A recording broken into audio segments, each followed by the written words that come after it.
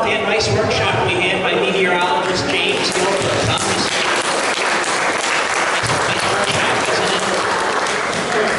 Just a reminder, if you have any cell phones, please turn them off so they don't go on and interrupt our presenter.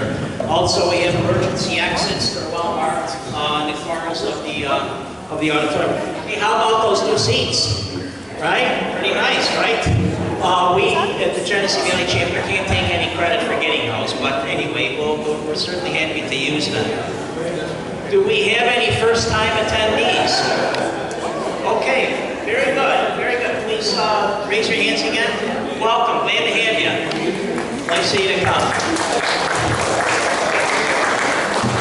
Has anybody accomplished any, achieved any recent milestones, like, finished the 46er or hiked, completed the Finger Lakes Trail in sections or anything like that? Fire to Our Challenge? Anybody done something like that recently? We're going to all do that this summer, right? We're going to meet some of those challenges, right? Just a reminder that next month will be our gear swap, okay? Instead of a workshop presentation, then we will have a gear swap. What time does that start, the gear swap? Is it 6:30 or 6:30, okay? Yes. Can you describe that a little bit for the new people? Can I what? Describe that gear swap a little bit. Yes, so it's an opportunity for folks that have some gear that they're no longer using or, for whatever reason are looking to find a good home for it. And you can pick up, it's still got some useful life. I picked up a few things from the gear swap. And usually you can buy stuff for a very reasonable price. So, we have things ranging from, I've seen folks sell canoes and kayaks, all the way down to some apparel, a variety of gear. So if you're on the market to either sell or purchase some gear, please check out that gear swap next month. It may be of interest. We have some folks that would like to make some announcements. Bruce? Hi, my name is Bruce Thayer. I'm the trail steward for the Finger Lakes Trail in the Genesee Valley chapter. We've got 10 miles of trail that we maintain that's just north of Hornell. And on June 7th, we are going to have our second route maintenance day. So if you're interested, I'm going to pass around this sheet. You can sign up. There's two ways you can sign this. One is just put your name and email address, which will get you on the email listings to find out when things are going to happen. And if you want to participate on June 7th, put an X in that box. And please write clearly. In the past, we've had some people sign up. They wanted to volunteer, and there was no way we could decipher who it was. And unfortunately, we don't want to do that. The next one, the last one of the year, will be on September 27th, so you can put that on your calendar. And another opportunity to do trail work is on the Klondike Notch Trail. We're helping out the Niagara chapter, which has been doing this on Memorial Day weekend for years and years. So that'll be May 25th to 27th. We're going to be camping at Hart Lake, the campground. And so it's Saturday, Sunday, and Monday, where Sunday's the work day. We're going to work on about 2 miles of the Klondike Trail. So we're looking for a couple more people if you want to help. And that's it. Thank you. Just real quick. Larry's signaling. What's the deal, Larry? Oh, question. Just a real quick question. The Finger Lake Trail on Letchworth is 26 miles. What 10-mile section are you doing on June 7th? I'm not sure I heard the whole thing. The section down by Hornell. It's not Canada. It's not on Letchworth. It's down up by Hornell. Okay, thank you. Okay, Sarah. Hello, I'm Sarah Mastro. I'm your expo chair, outdoor expo chair. I have a couple of announcements tonight. The first is that we have our flyers for this year. Thank you to Katie for her amazing design work on these. They will be on a table as you're headed out of the auditorium. So pick up a couple if you have a library or a community place that you know accepts flyers. Feel free to post a couple. And the other thing is that we are still looking for volunteers. So I will have the sign-up sheet out there for a little bit longer as well after after the meeting. You can sign up for something in particular if you'd like to do children's activities, maybe the waterfront, you know, signing up for the beach, or safety voter, or something just like the welcome table. We welcome everyone to volunteer. Those will be 2-hour shifts, and you get a free delicious lunch at Stewart Lodge. So sign up to volunteer and take some flyers when you head home tonight. Thank you. You know, the only way, you know, a big event like the Expo is able to happen is through the efforts of volunteers. So we always need volunteers, right, Sarah? So any folks that can help with that event, it would be greatly appreciated. Jackson. Hello, everybody. Hello. Oh, you're in fine form tonight. How many of you are trained in wilderness first aid? Raise your hand. Wilderness first aid. Good. Which means that most of you would probably benefit from carrying with you, whether you're hiking or paddling or cycling, a wilderness first aid guide. This came out of our last wilderness first aid training workshop in March, and it is packed with detailed information for handling most of the types of injuries that you might ever encounter while you're out in the water. These are available at the bookstore for a princely sum of $10. Well worth the small investment in your future welfare. Please see me after the program, right? Absolutely, and you don't necessarily have to be trained in wilderness first aid to benefit from one of these flyers. It's very useful to have on the trail. Thanks, everybody.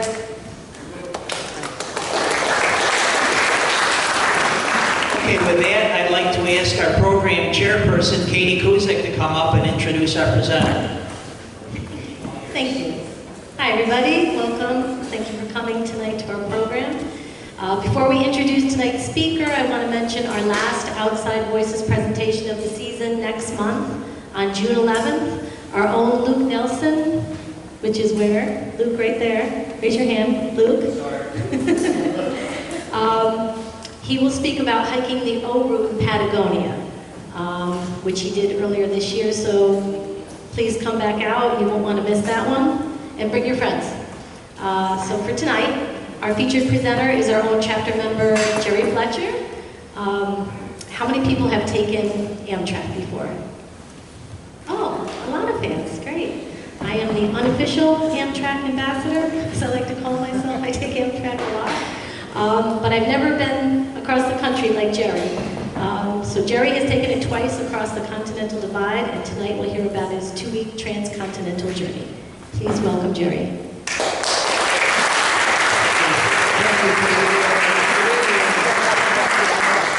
It's nice to see you here. The board was very nice. They took me out to a very nice dinner, and then at the end of the dinner, I got a big surprise. They told me I was going to have to do a presentation.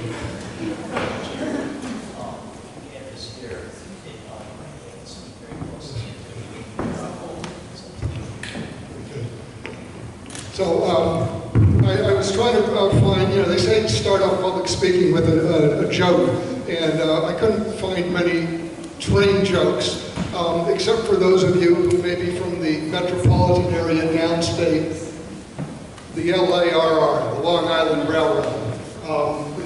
Down there, it's a joke, so I hope some of you got it. So for some of you who didn't get that, let me say a brakeman, a coal handler, an engineer, and a priest go into a bar. Okay, so with that, we're going to get started here.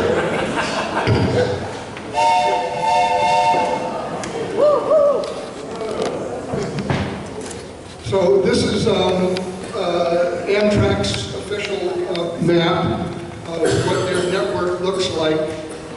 And I have a truckload and a half of pictures that I'm generally going to go through fairly quickly, almost more of a film here. So this is the route that I mapped out. I had to do it on Google Maps. It was a little bit of a challenge, but this is my route starting out, of course, in Rochester in the Blue Dot. And if you can't hear me, okay, well, then raise your hand or something. Heading west on the lower route, everything going west of Chicago, everything going west of the Mississippi has to go through Chicago. And then I proceed out there to the little B and C in the middle, kind of, that's the Denver area. And then out to E is Sacramento, F is up to Portland. And this was what I packed for my luggage. I had a rolling case, my REI backpack, and another carry pack for stuff. And you bring cash. The first time I did this, I wasn't aware of the importance of cash. You, as opposed to an airline, a plane, it is useful to tip some of the staff on, particularly the porter, the person who's in charge of your car, who will turn down your bed, present your bed in the evening and put it back together in the morning. So, but otherwise a credit card is used to purchase anything on the train. And so here we are, I forget whether this must have been at night, coming in a nice rainy Rochester night, and you are assigned a car and a bedroom that is yours for the duration of that trip. And these are what the halls look like, at least on the ground level, the lower level. These are immediately there, the bathrooms and the shower doors. And this is coach, or steerage. And this is second class, or the roomettes. There are at least 3, maybe 4, how you want to count it, levels of room. This is sort of the basic sleeping, other than steerage. And here's what a bed looks like when it's presented and made. So it starts like that. They slide the seats forward together, and bingo, there's your bed. And this is first class, where you even have the bathroom on the left, and the bed. There are 2 or 3 beds in there. Very nice accommodations. And I'm starting off to give you something, because my first trip was actually from Tucson back to Rochester just before the pandemic began in February 2020. And this is when they had the dining cars open and operating, and they gave you a menu, and it was really great. And then it sort of switched. So these give you an idea of the menus. I think these might have been pandemic menus. My trip started in August 2020, sort of like at some of the height of the pandemic, before vaccines were available. And the food is actually quite good. So yeah, this would have been on the very first one before the pandemic, where you had fresh-made food from the kitchen. And you're seated in a dining room, they come and get you. And I think this was, yes, the grilled salmon dinner. Yeah, and this is good food. And they have a coffee station available. And so here we are overnight, after getting on in Rochester, sleeping overnight, waking up the next morning, going through northern Indiana, top of Indiana, heading to Chicago. And that looks like that's a little after 9:30 in the morning. The timestamp is up at the top. And here we come into Chicago. Any White Sox fans? Yeah. Okay. Bless you. And so here we are, we're getting into Union Station in Chicago, and I was surprised by the number of Amish people who ride the trains. And here we are, it's the pandemic, downtown Chicago, and you get out, you have some time. You know, the thing is about an airport, once you're stuck in the airport waiting for your plane between flights, you're stuck in the airport. One of the nice things about a train is between the trains there can be a wait, but you are downtown. You can get out and walk around and do sightseeing, and I tried to take advantage of that. Yeah, so here was inside that place, what was it? Oh, the French Market. Yeah, well, it was pretty well abandoned, light crowd, given what was going on with the pandemic. But as I say, you know, you can walk around, you can experience the city that you're in. So I think, you know, yeah, train travel is not going to be as cheap as a plane for going from point A to point B. But to me, that's not the point. Train travel is the experience. You are seeing the countryside. It's your hotel. It's your restaurant. You know, and you know, it's your whole sightseeing tour along the way. And here's Union Station. Everywhere it's Union Station. And these temperatures are in Celsius. So Chicago was pretty warm, somewhere in like around 85 degrees. And traveling out of Chicago at the end of the day, getting back now, heading west and overnight, heading to Denver. And here's, oh no, this is the pandemic dinner there. And again, it was still pretty good for what they were doing and what was available. And they would generally bring it to your room. Sunset. And here's that leg of the route from Chicago over, well, approximately. So that is, yeah, a little over 1,000 miles. And the 3 days and 16 hours is because I think I was using the bicycle route because it wasn't doing a train route. Oh, and yeah, I didn't want you to miss one of my lens cap pictures. This is a very famous collection. I've been known through looking to get into the Whitney and even at the Eastman Museum here. But so, you know, I don't show it everywhere, but I thought I'd share it this evening. So this is the morning coming through either western Kansas or eastern Colorado, very flat. The moo cows are out.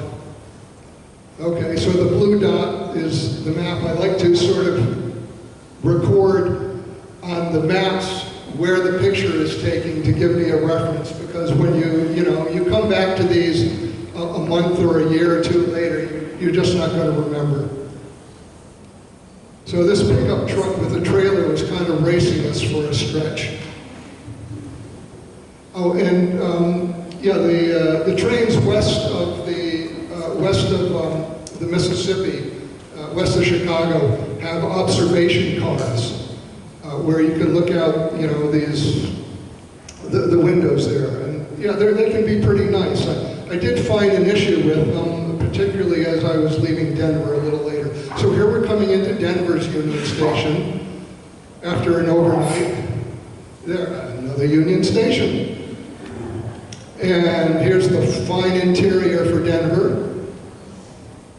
And here I mapped out my footpath from in advance from the train station to the hotel. So I think that was about a mile. And remember, I have my backpack and I have my pull case also. And here's my nice hotel room. And I set up my laptop in the right there. And I thought, as long as I'm doing this, should I make some stops along the way or just stay on the train? And I thought, why not make some stops and, you know, see the sights and smell some of the roses? So Denver was my first big stop, and I decided to spend 4 days and 3 nights there. I thought, gee, this would be a chance to climb a mountain in Denver. In, you know, one of the Rockies. So I planned out the trip I was showing on the earlier map between tourist stops like Denver and laundry stops. And I took clothes that, like backpacking clothes that would be synthetic and dry very quickly in case I had to wash them on the train, which did not turn out to be the case. But I did wash them in the hotel's room, as some of us adventure travelers do. And that way they can dry out the next morning and you'll be ready to go again. So I figure I'm packing about 3 days worth of clothing and a change of clothes. So, you know, I'll always have something and a chance to do some laundry, freshen up a little bit. I took this picture in downtown Denver because I was a little surprised the number of homeless people in Denver and their encampments in the tents there. And Denver has a fabulous botanical garden that was recommended to me, and I was so glad I saw it. I've seen a lot of botanical gardens in Europe and around this country, and I thought this was really one of the best I had seen.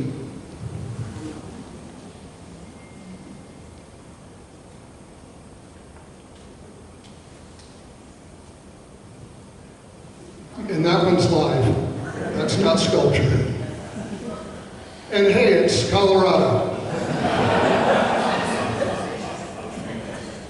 So since I'm going to be climbing a mountain one of those days, I thought I should go out and acclimate. So I had a rental car, and I found a route, whatever, that I could sort of access pretty close to Denver, drive out to, and get up over 10,000 feet, because the mountain I was going to summit was recommended to me by a friend who lives outside Denver, and said, yes, it's not a 14er, it's only 13 and change, but it's right on the Continental Divide, and it has great views. So I said, well, okay, you know, we all want to climb the highest thing, I certainly do, but I said, I'm going to go with your recommendation, and I'm glad I did. It was a place we'll get to in a few moments.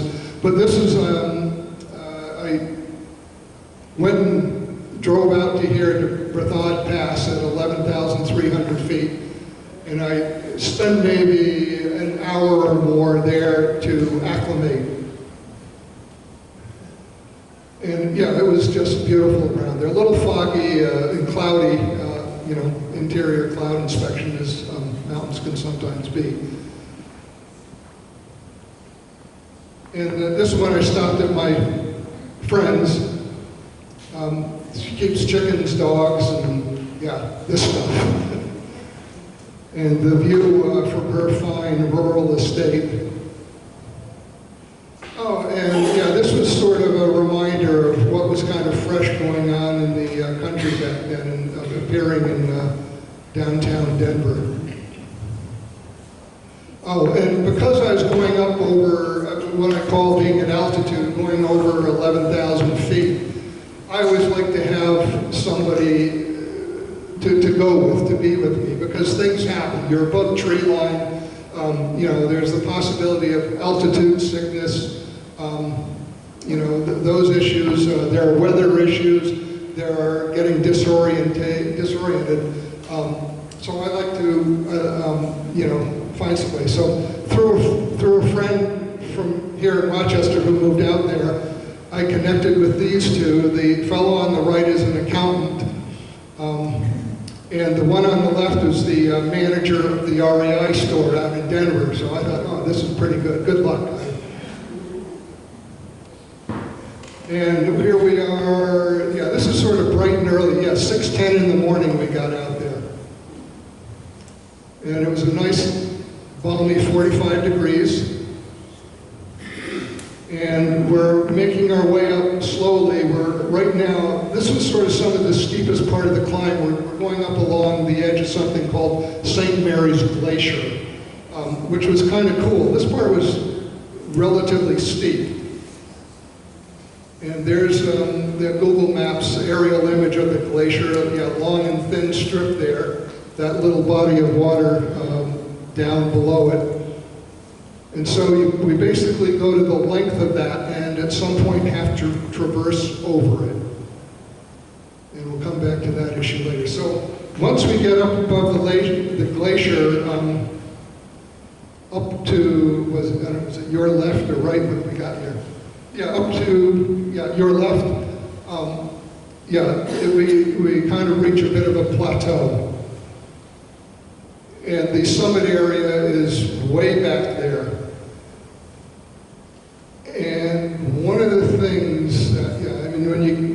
above 10,000 feet. You know, you think you're in good shape and stuff, and I try to be, and I try to get in shape before I go out on these things. And when you're working just to get oxygen in, everything is so slow. I couldn't believe, it's like, why aren't we moving faster? This was like so slow. But we're moving along, we get some great views. We're approaching the summit a little bit, and by the way, my companions there were at least 20 years younger than me, and I was still yards and yards ahead of them. And this is getting up, yeah, this is at the summit, so here's some of the view that my friend had recommended. And that's basically a view north along the Continental Divide. Well, not part of it. And here we are at the summit. And the accountant on the left there was from Australia. So they had all your welcome. And this is on our way down. Now, for those of you who get up in the Rockies and at altitude stuff, you know bad weather and storms are very reliably predictable after about 1:30 and by 2 o'clock in the afternoon, so you always want to be down below tree line. And I was really trying to hustle and move us along to make that happen. And it was just not happening very well because one person in our group was not particularly prepared. And as we tried to got to the glacier and tried to cross it, a hailstorm began. And I can't tell you how miserable that was, with it being icy and slippery underfoot, and you're getting pelted by hail, and you're trying to move as quickly as you can, and you don't want to fall down, you don't want to slip on the ice and get hurt. It's not soft, it's not fun. But there we are, we're getting down now about 10,500 feet. And I don't use these compass images for the directions. I use them for the very last line for the elevation. So we're back at the car park. Hey, hooray, porta potties. And which was one of the great things about this thing when you started out in the morning and you finished. This was actually private property. You paid a small fee to use the parking lot. And the guy did a great job with having all these porta potties available. So then from there we drive back in, and this is my dinner back in the hotel room. A nice bottle of red Montepulciano with a burrito. I mean, if you're going to have a burrito and you're doing train travel, you should do it in style and with a nice bottle of wine. So here we are. Next morning, back to Union Station. We're heading out of Denver now to go across the Continental Divide, the Rocky Mountains there in the background. And this is the next leg of the trip there. That is, what does it look like? Oh, it's about a little short of 1,200 miles. And here's because the train, as opposed to a car highway, which can kind of go directly in, the train has to do a very mild grade. I don't know I think it's either 2 or 3% is about the maximum. 2%. Thank you for the scientists in the audience there. The trains can only go at about 2% grade as they gain in elevation. So this one has to do a big couple of serpentine sort of switchbacks as it begins to climb into the Rockies. And we're going to go at Denver's roughly 5,000 feet. We're going to be climbing about 4,000 feet elevation. And here's looking back. And here's some of the fine scenery that we're climbing into. And there's the train, again, going up the grade. And yeah, you can see sort of at the bottom there's a little bit of reflection. And I was trying to figure out how to get rid of that, how to position the camera, or where to go to avoid that. And here even, there's a little bit of that gray-white spot reflection. And there's a dam in the background, the Gross Reservoir Dam. So I went back on the map and tried to find these places to identify them. So So there we are on the map. We haven't gotten that far west of Denver, but we've already climbed kind of significantly into the mountains. And looking down into one of the creeks or rivers, more climbing. So as the train would make those turns, I would try to get pictures. And there we're up to 8,000 feet. And okay, I think we are, yeah, just a bit to the left of the blue dot is going to be crossing the Continental Divide. And we go through a tunnel. And here we are, we're entering the tunnel. Just fabulous. I mean, you don't often get to see the inside of a tunnel, so here's another, great picture. And so here we are about the highest point of elevation on this part of it at 9,200 feet. And then we exit the tunnel and we come out to Winter Park for those of you who ski or like winter sports. And had I continued on the berthed path that I showed earlier, it would have ended up in Winter Park, but I chose that, yeah, I didn't need to or want to. So this is some of the wonderful alpine forest. And we're beginning a descent now down to 8,600 feet. And the dinner menu.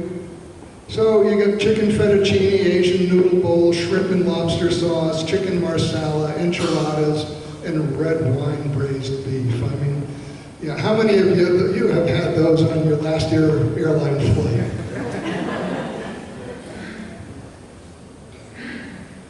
So this is what the full meal looks like as you begin to unpack it. And going through some of that high plateau area west of, into the western Rockies. And a golf course. And I'm trying to remember, I think that's the Fraser River. And what do we got here? Yeah, okay, yep, going through Gore Canyon. And the only way in and out of Gore Canyon is by train or raft. It's just an amazing, long, beautiful experience. And there's somebody lost kayak. And there, up to the left at the edge of the frame is a tunnel we had come through. Oh, and this night we were greeted by the local natives here, if you can make that out a little bit, showing us a midday lunar image of his backside.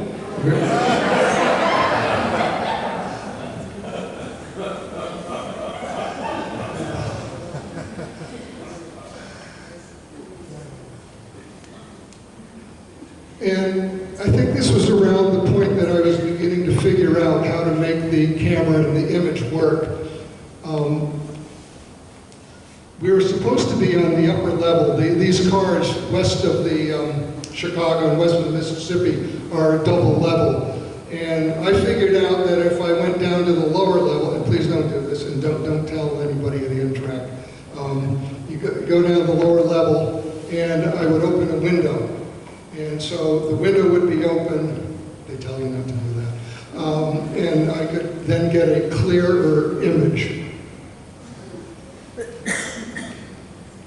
Oh, because, yeah, this can happen too, and you will find places on the internet where, yeah, there will be like an influencer leaning out the window or something, and the person's head hits a tree or whatever, they're going back, and it seriously injures or kills them. So, yeah, you do have to pay attention there.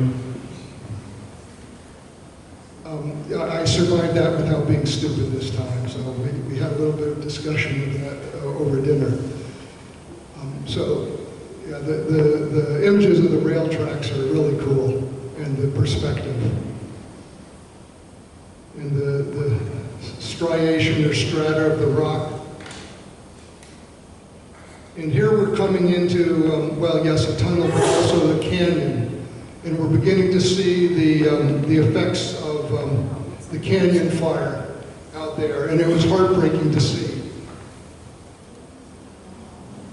And I was just thinking, yeah, what's going to happen? All the erosion from this. And then some of this was actually smoldering as we went through it. And I heard later in the day from the conductor that The fire had just been put out the day before. And I don't know if you remember it, but yeah, there was that point in late summer, late August 2020 that there were fires out in Colorado and in California. And I thought, oh, it's the train tracks, everything will be cool, it'll be safe. Well, yeah,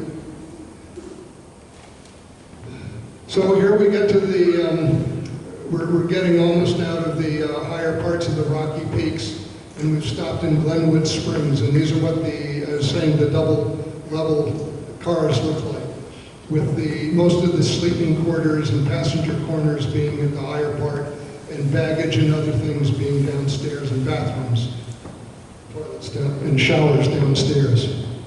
So here's dinner. Whoops. So they would, you always got one free bottle of wine with dinner, or you could get a choice of beer. And then they had more if you wanted to pay for it, but they included one, no charge. I think I had the shrimp there. So now we're down to 4,500 feet. Or a little farther west to Grand Junction. And apparently Grand Junction is the junction of a couple of rivers. It has nothing to do with the train system.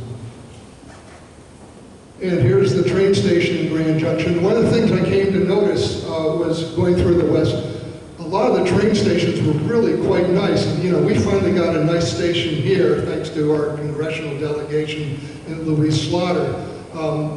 Gave us a nice train station that's quite well used here in Rochester. But yeah, you know, all the train stations out there, you know, they don't have the same population, but man, they look nice.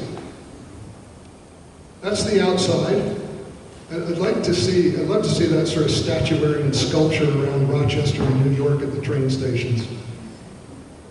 So now we're crossing, we're not yet from Grand Junction on the right. We're going to head over to Salt Lake on the upper left overnight. Woohoo! Hey, there you go. Mom, go for the surfboard, ironboard surfing. That was in one of the train stations. So what do we got here? Okay, so here we are at 9 o'clock at night. We've crossed a little ways into Utah. And there they've made the bed. And now we're at 5 in the morning. We're at 5,500 feet, so almost a little above a mile high. Oh, we're in Nevada now, so we've gone all the way overnight through Utah. So, yeah, you're going to be sleeping some of the time. You're going to miss some of the great sights, you know, if you like to look out the window and see the dark. Oh. Well, all right, maybe those two got switched around. So, all right, so about 2:30 in the morning, we're in Salt Lake City. We've stopped there for a while. So the train will sometimes slow down or pause overnight. You're asleep, so you don't know, you don't care. Okay, so now we're getting into Utah, northern Utah.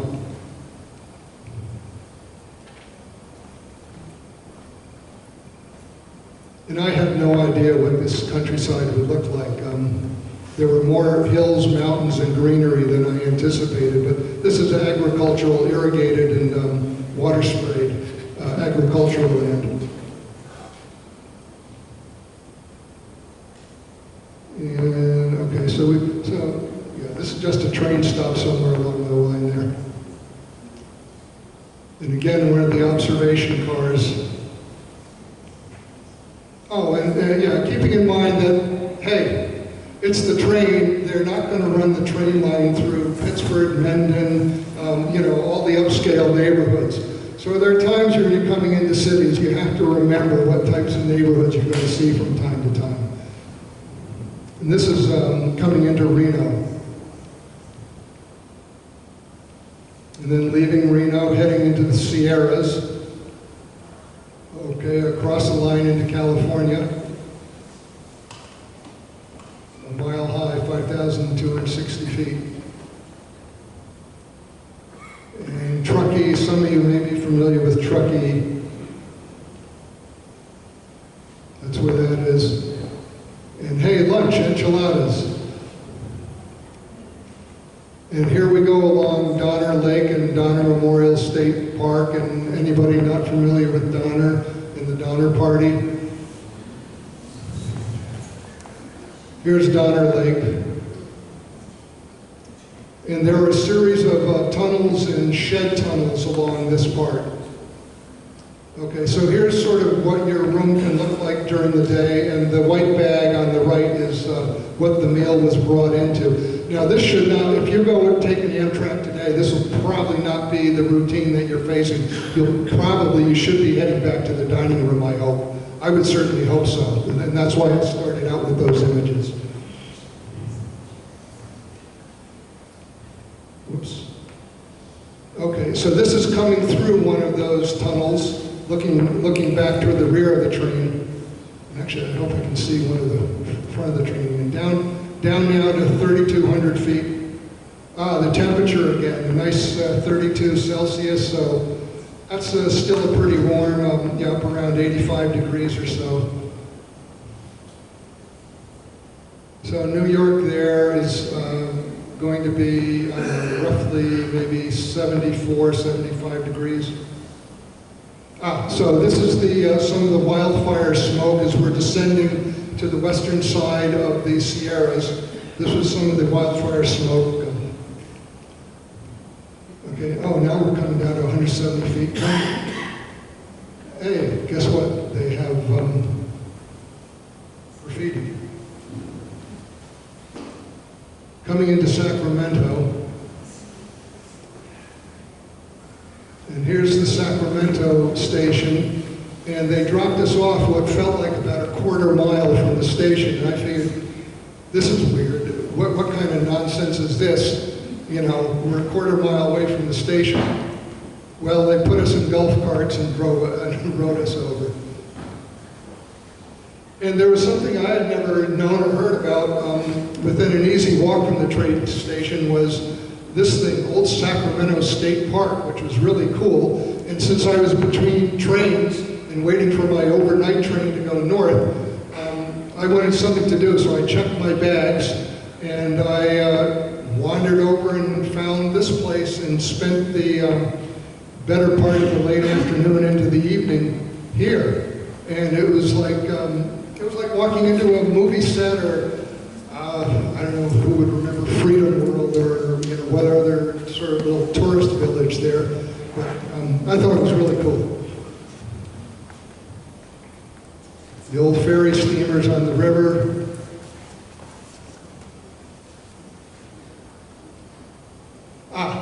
And at this point I'm wandering around a lot, and my phone is running out of charge, and the battery's dying down. I always need the phone to figure the time and stuff like that. So I figured, where do you go to, charge a phone or get an outlet? I had my charger with me, but where can I get an outlet to use? And I thought,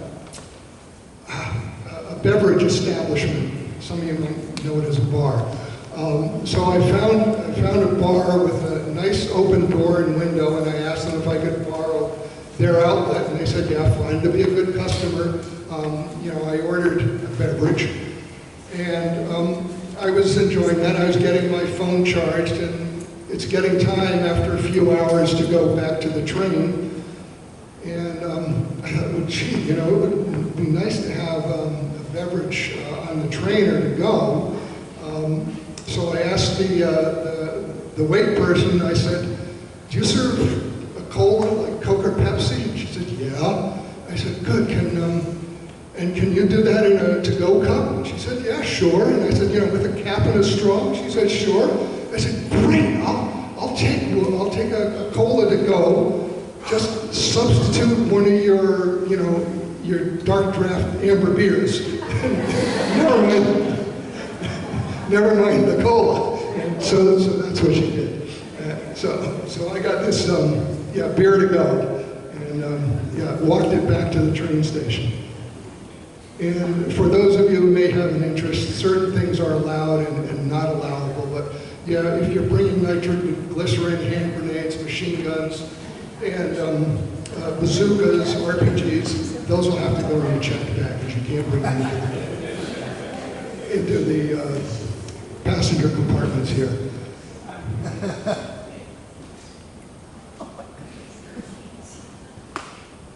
So here we are, we're departing, this is somewhere around 12:30 at night. We're heading north to Portland, a good length of California.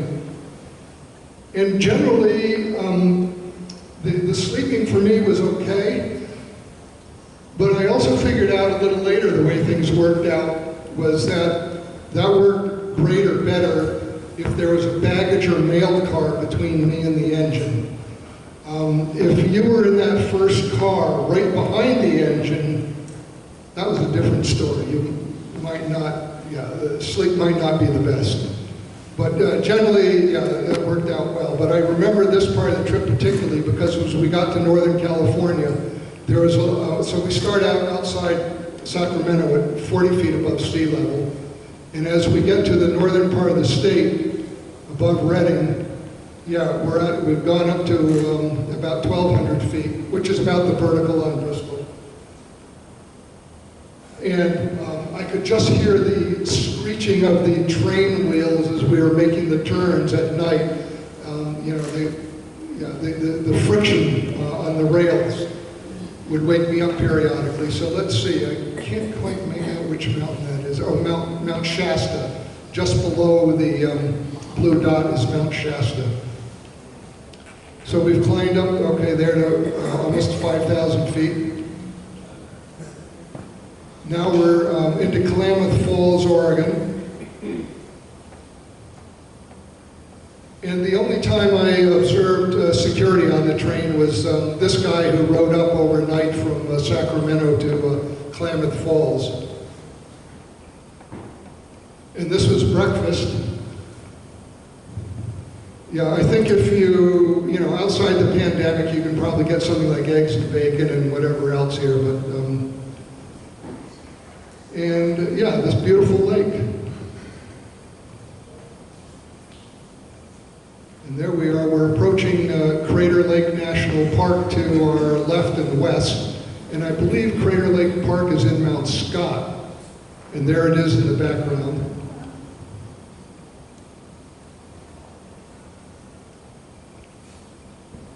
So you do get some great scenery views, like this one that I stopped on. So, but I mean like this, these are beautiful. But this was not the bathroom, this is the shower. So if you're wondering about washing and bathing, they do have shower facilities and they provide towels. And you have to provide your own balance. So here we are. So here in this case, the mail in the baggage car is at the back of the train instead of the front of the train. That's why sleep was a little disturbed that night. So this is why I say it's not an airline trip. You have an entirely different experience. And somebody asked me to explain this.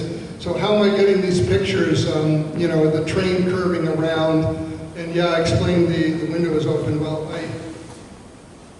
I began to develop a way where I could put the camera out and hold it very securely. They're not going to stop, so Fletcher can go out and pick up the camera that fell out of his hand, and I could take a picture.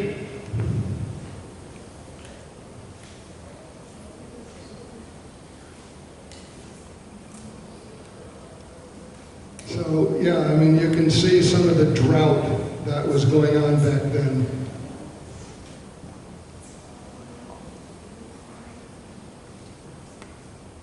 And I think this is Albany, this is Eugene, Oregon.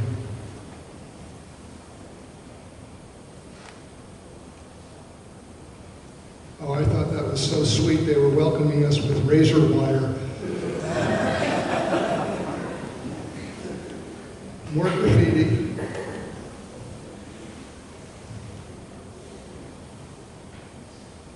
So it was that was a pretty warm time of year and a period of time back then. And so here's coming into another Union Station. I should have a collection of Union Station pictures. So this is coming into Portland, and if you remember, this was a time where there were a riots, they said, that were going on there.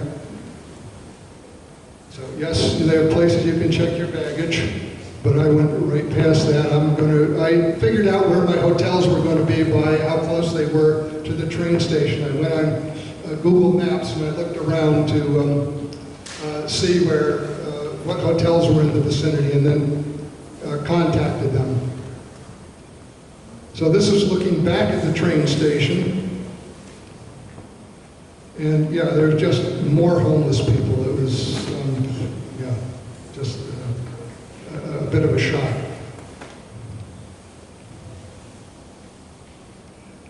And this is a point where Portland for me was a laundry stop, and I'm getting refreshed with some fresh fruits and vegetables for the trip. And I found the closest market was like this Trader Joe's over a mile away. And so I'm walking over to try to find Trader Joe's. And along the way, this was the time, if you remember, all the things were, the bars and the restaurant were out in the street. And I'm walking along there, I see a group of people out at a table there, and I make some wise-ass remark, and we start talking. And it turns out the guy at the table that I'm talking to was from Albany, New York. I think we were talking about which was better, being on the East Coast or the West Coast. And I was like, how would you know? He's like, well, I'm from Albany.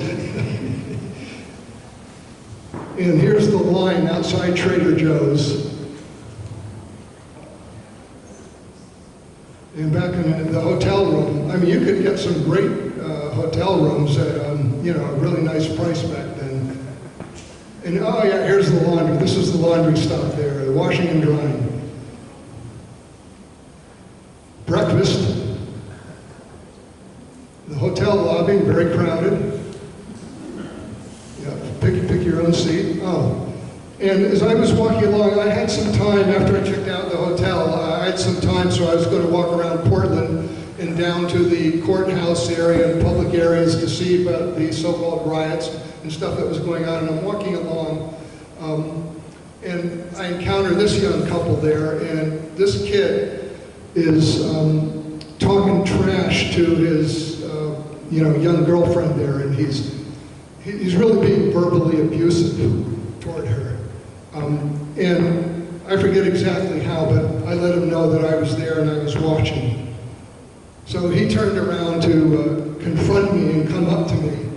And, this is during COVID, and he's not wearing a face mask, and I probably am. And, he starts telling me he has his First Amendment rights and stuff like that, as if those were allowed, and, abusing somebody to him. And so we got into a little bit of a confrontation, and I didn't want to get physical with him, but I wanted to let him know I was not going to tolerate what he was doing with her, and I was going to take care of myself. And then he said the worst possible thing. He called me an old man. I just thought, yeah, the old man who just climbed a 13,000-foot mountain and whipped two people 20 years younger with him as far as the rate of, hiking speed.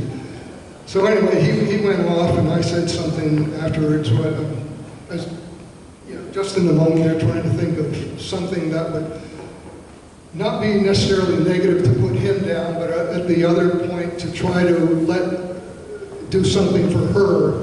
And I think the best I came up with in the moment was, she deserves better than you. It might not have been a great line, but I thought at least it would send a message to her. So this is passing by one of the courthouses there, the Pioneer Courthouse, and you can see the windows are boarded up. Whoever was in Portland was doing a great job overnight. If you saw or remember any of the news, the stuff that was going on in the streets, in the morning, man, the streets were clean and clear. And this is about as bad as the federal courthouse was, as there was some painted graffiti on it. And the doors were boarded up.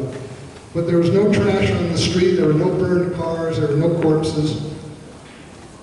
And this is back inside the Portland train station, getting ready to leave the next day. And here's the rabble and steerage can sit out in the main area, but if you pay for an overnight sleeper, you get some nicer lounges and accommodations all along the way at the bigger train stations. And this is one for the sleeper passenger lounge. And they usually included either a free or a low-cost drink and food. Oh, and this guy was great. He was the porter for our trip now from Portland overnight to, for me it was going to be Glacier Park. And this guy was great. He did a service above and beyond. So we're heading out north and west to Spokane.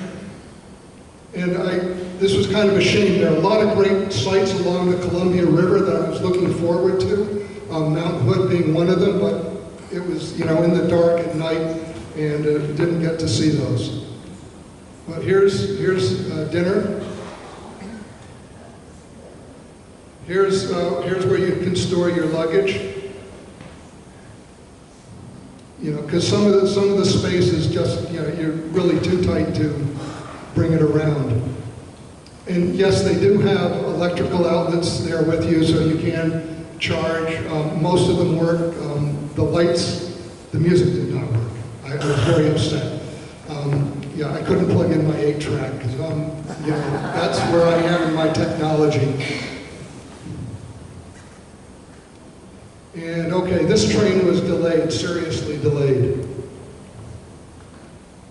Okay, so there we are. It's all right, 10:45 at night. We're going along the Columbia River with the blue dot to the north, and to the south there in the middle is Mount Hood. Breakfast. And I'm trying to remember, this is one, it's a river, of course, but forgetting the name. Okay, so this is in northern Idaho, and that yellow sort of vertical line is the state line between Idaho and Montana. I'm headed over to Glacier National Park. And the scenery through here is just fantastic. And this, I think, is a stop at Whitefish. Yeah, there we go. And here we're coming into West Glacier. And I was lucky. I found a little motel, like within about 100 yards of the train station. And I just lucked out happily with that.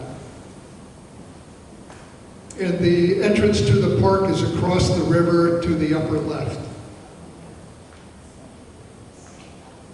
And for some reason, while the train sign says West Glacier, the station sign says Belton.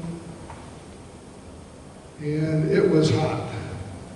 Whatever this says, it was stinking hot. Yeah. Okay, so there we are. Okay, I'm storing my luggage. The room's not available yet, so I'm storing my luggage in the reception area of this very tiny, small reception area of the hotel. And hey, they do have golf out there. You just bring along your own instruments to play. And this was in the sort of the tourist store market,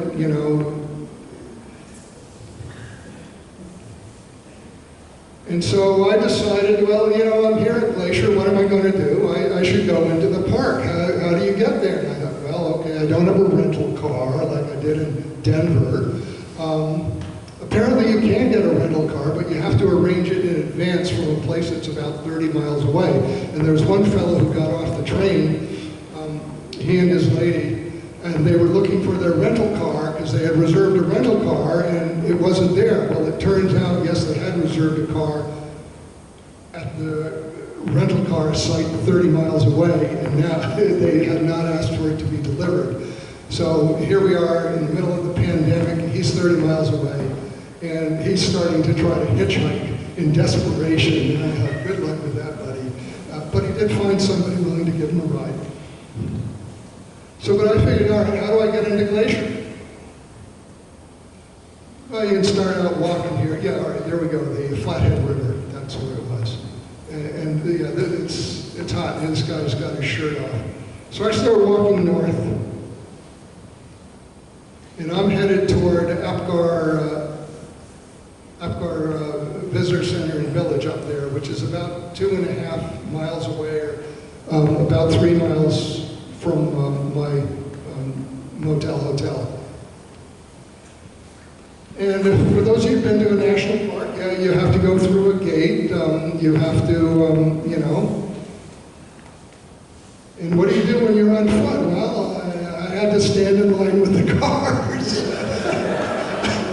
I get in there behind the cars move along, I move a few steps along, catch up to the car, until I can, you know, show my senior national park pass and continue walking into the park.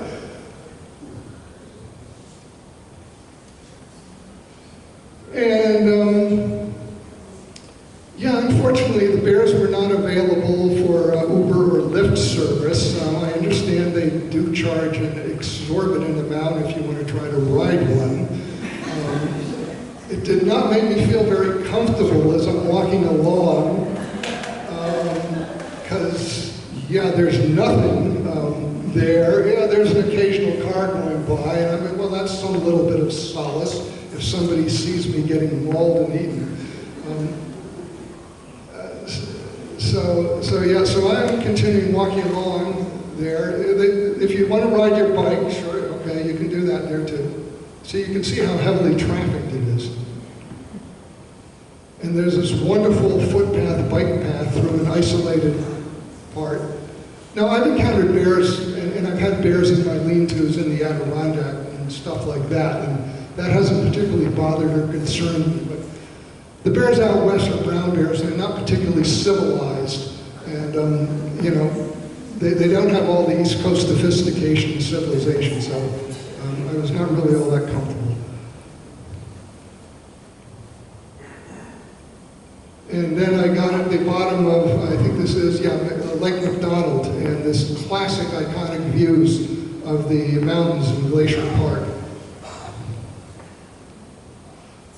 And I had not thought about it, wasn't aware about the, you know, the number of people that might be on a beach, the things that you can rent there, you know, paddle boards and such to get out on the water, kayaks.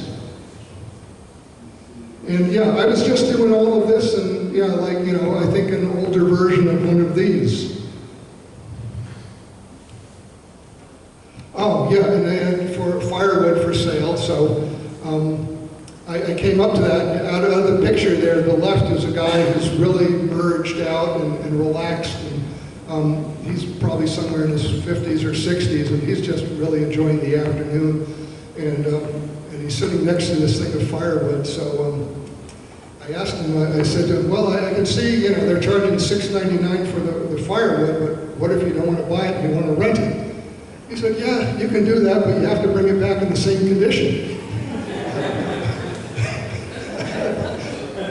Good on you, mate.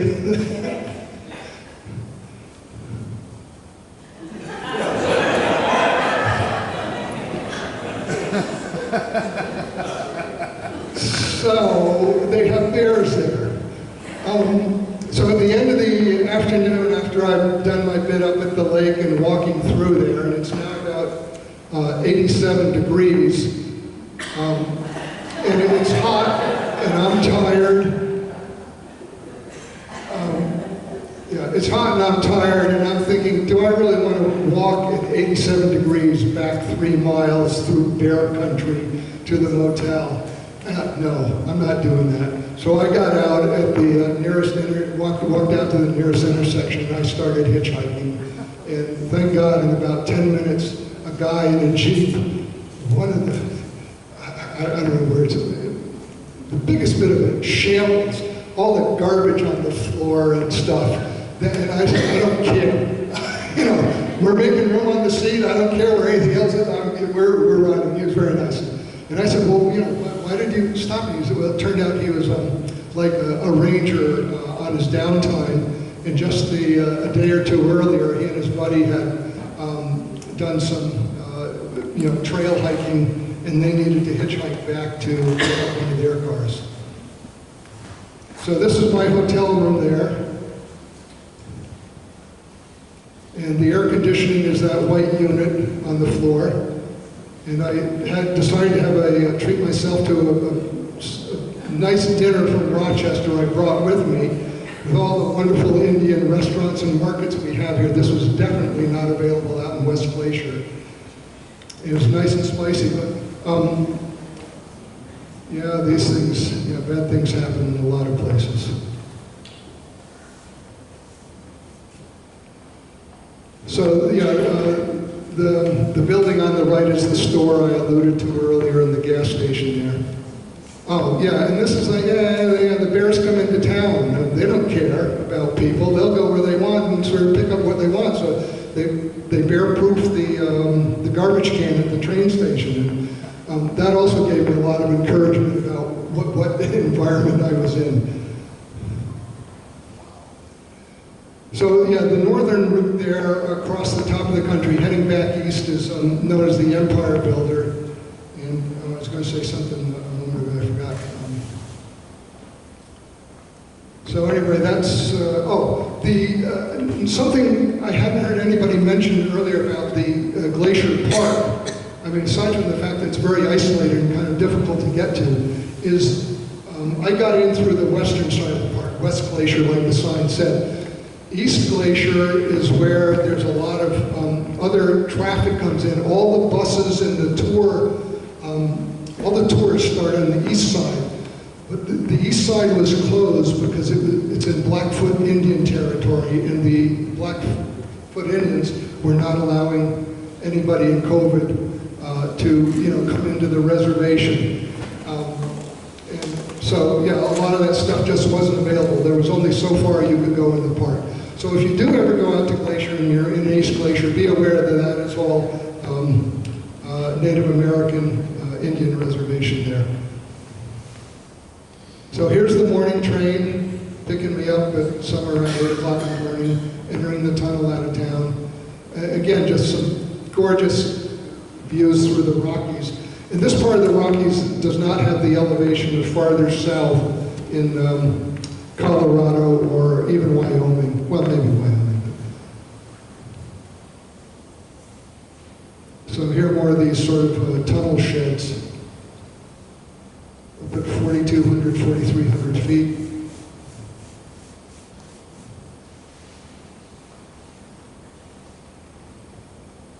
And again, this is where we're now approaching the Continental Divide the second time, heading back east.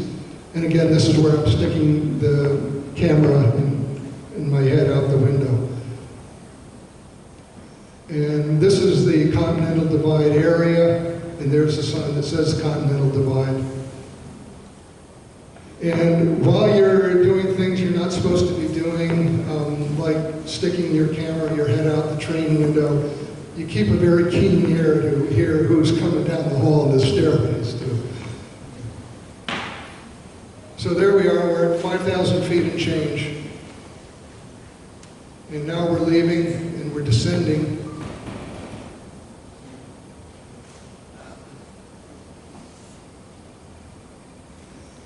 And that bit of gray cloud to the upper left, that's the diesel smoke. So if you remember, your old Casey Jones thing from the 50s and 60s train stuff, I finally began to understand why they had the handkerchiefs there. Because, yeah, you're going to be pulling that out, so you're not breathing all the cold smoke and soot.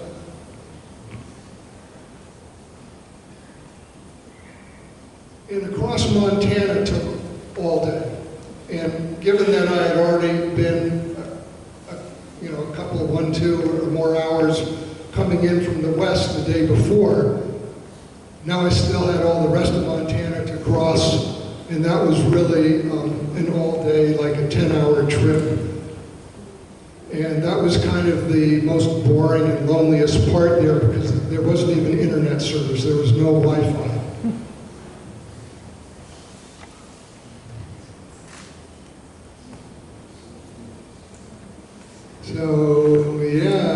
sky.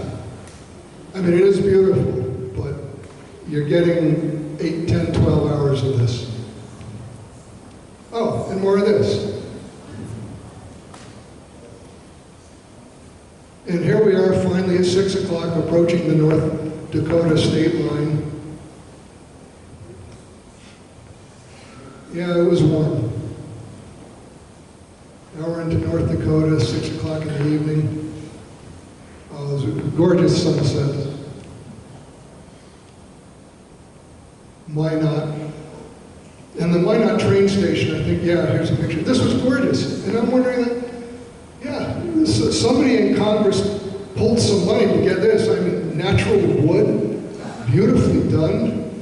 And tell me, what's the population of Minot? But the other thing I did find that this kind of does relate to is interesting, the number of people who actually use Amtrak for local transportation. Going back from one town or city to another, there are a lot of people who use it locally. So when people talk about cutting Amtrak service and stuff like that, they're really hurting a whole population that relies on it for local transportation. And here's the diesel being refueled. Okay, oh, nice 4:45 in the morning coming through Minnesota. And here we're sliding into St. Paul at 7:45 in the morning. Nice doggy pet station there. I thought that was very thoughtful, a great idea. And this is the Mississippi River, south of Minneapolis, St. Paul. And again, I find it useful to take those pictures. Take those pictures. Oh, here's we stopped Minnesota, Wisconsin to change crews.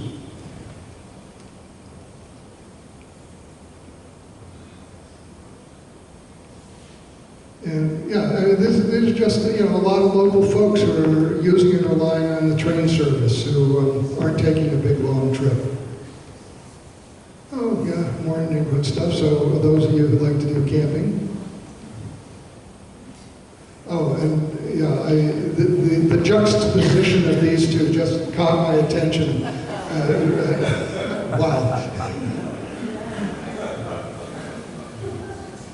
Well, I hope you're good neighbors. And so we're heading south through Wisconsin, heading south to Illinois and Chicago. And oh yeah, there's my first car. And coming into Chicago, you have more, I think this was about the only place the train crew caught me taking pictures through the open window. And I got a reprimand, but it was a very mild reprimand. Yeah, I remember, it was as we were coming into this tunnel. So here we are, and I've given myself a map from the train station over to Grant Park in Lake Michigan. That's what I decided I was going to do during the layover period between trains.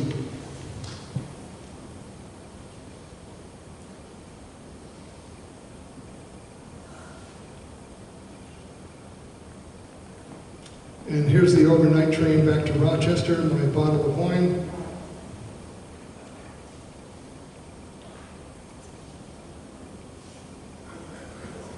And this may be some familiar territory to some of you.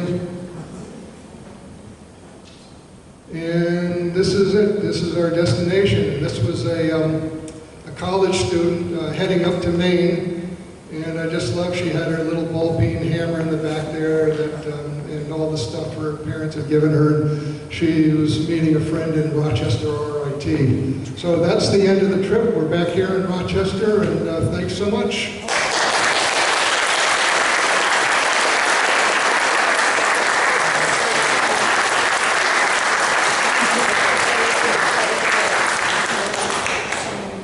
So if you have any questions, Reinhardt will be glad to answer them for you.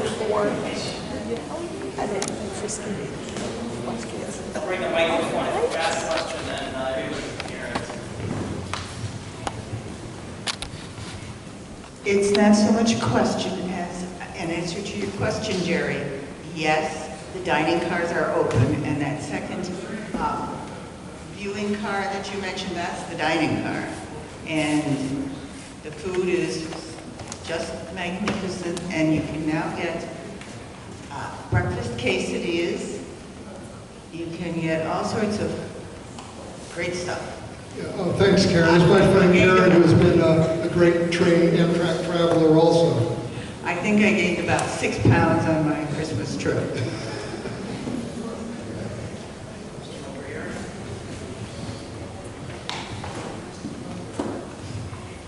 How is the air conditioning on the Amtrak train? That's interesting. Yeah, it worked. It was all right. I don't recall having any problem with the heat on the train. What did the trip cost? I don't exactly remember, but it was somewhere in the ballpark of $3,000, I think. But yeah, remember, it's your lodging, your food, and the whole thing. And if you are going to look into an Amtrak trip, either don't use the website. Unfortunately, it's about one of the worst websites ever designed. You have to use a travel agent or go down to the train station itself. The people at the train station are very helpful. The website is not. Yeah, go ahead. What percentage of your overall trip was delayed? Delayed? Like how many Yeah, delays? just the departure from Portland was delayed maybe 4 hours.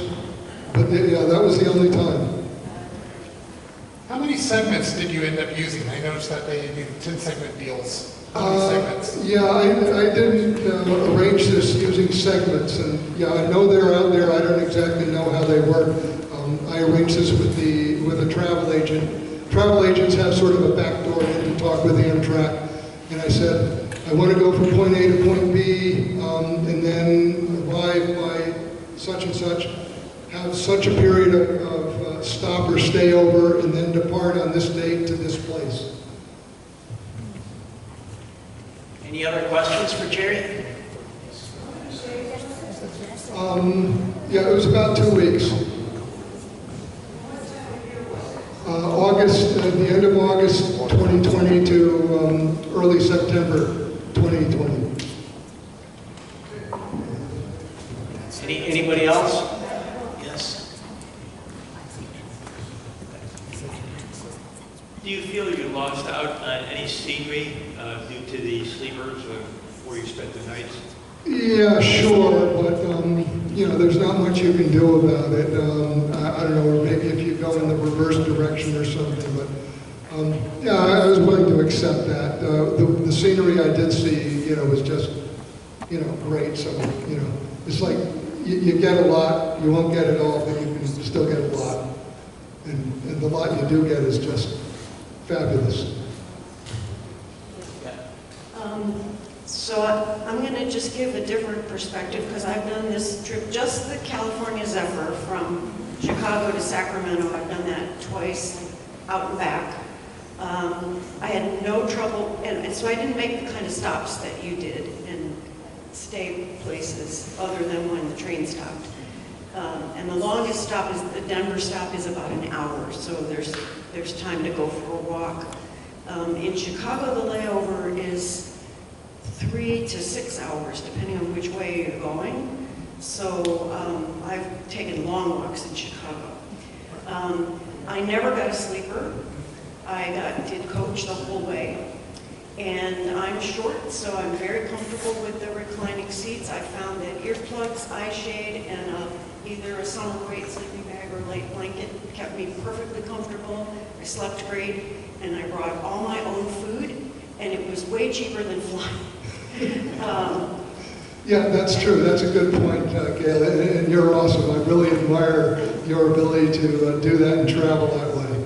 The other thing that you didn't talk a whole lot about, so the people asked about the scenery.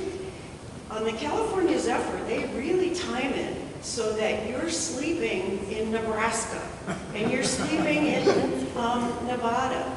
And you're wide awake when you're going through the Rockies and the Sierras. So the most scenic places, they make sure to do that in daylight, unless there's a problem. So I didn't feel like I missed out on much in the way of scenery. It's just beautiful.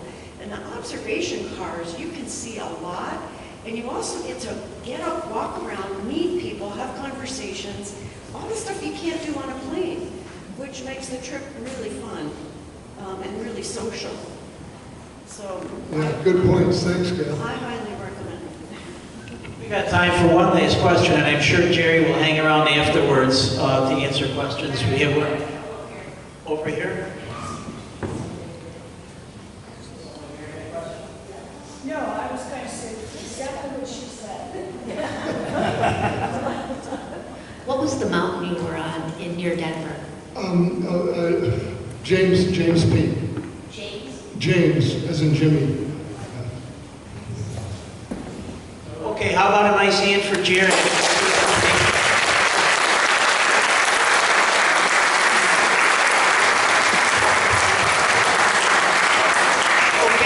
Thanks. That concludes our program for the evening. Thanks everybody for coming. I hope to see you all next month. How'd you know to